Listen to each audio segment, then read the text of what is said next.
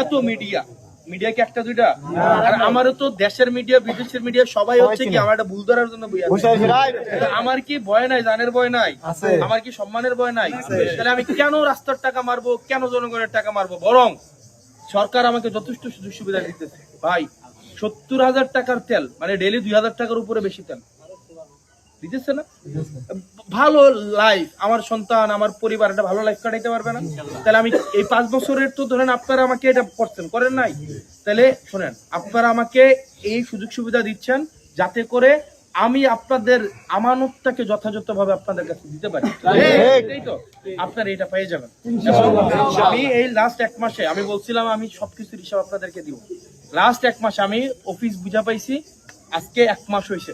আমি 26শে ফেব্রুয়ারি, যদিও ভোট হয়েছে 12ই ফেব্রুয়ারি, কিন্তু আমি আমার প্রশাসন বা অফিস বুঝা পাইছি 26শে ফেব্রুয়ারি। তার মানে আজকে কয় তারিখ? 26শে মার্চ।